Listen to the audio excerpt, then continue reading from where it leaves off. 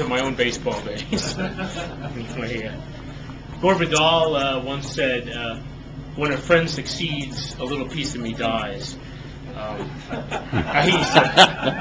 Vidal's a great writer, a great guy, but John Gardner had a different approach. He was beloved, I think, for encouraging other writers, including his aunt, Mildred Crombie, who published a little book of poems here in Batavia about a year before his death. I'll read from Gardner's introduction, then I'll read a couple of Mrs. Crombie's poems. Though Mildred Crombie had all her life listened to poetry recited around the family dinner table, in living rooms, at Grange meetings, and God knows where, half the people she knew were compulsive and unstoppable reciters, including her mother-in-law, my grandmother, and her first husband's brother, my father, not to mention me myself when I was a show-off kid, and she was one of the lights of my life. And though she taught poetry to her public school students, she turned late to writing poetry of her own. The result, here in Reflections, is a strange, wonderful thing. Getting life down is her first concern, life from a long time ago in many of the poems, so that a world that has vanished comes back full force. Farm people eating, working, loving, worrying.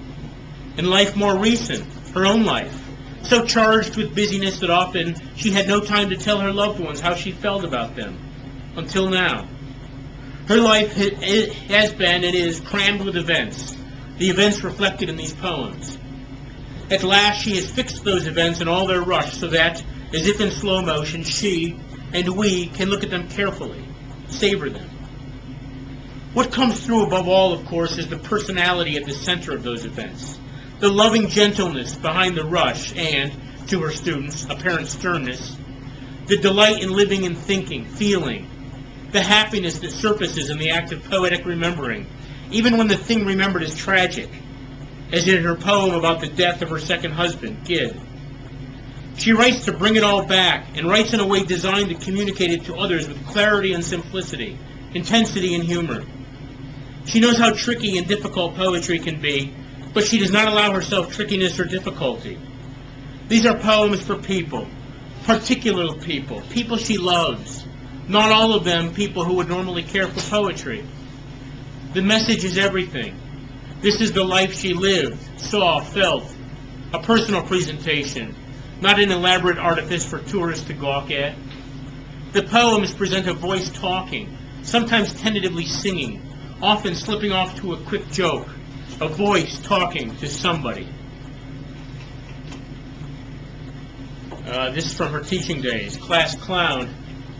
The class clown is Tim. I told him, "You're the best excuse for the pill I've ever seen." He recognized truth and ceased being uncouth. I like that one. Silence.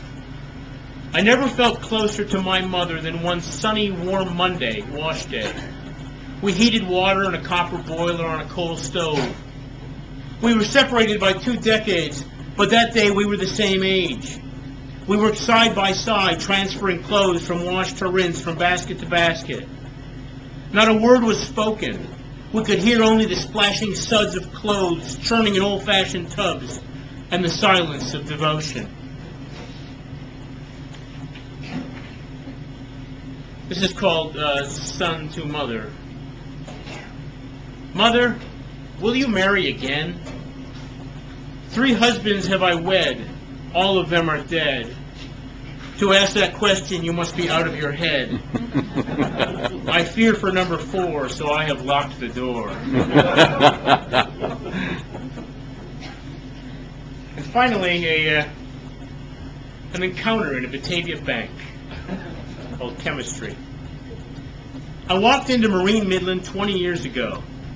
A handsome man stood at the cashier's window. We had never met, and we did not speak, but we looked at each other, and we were together. I haven't seen him since, but I remember.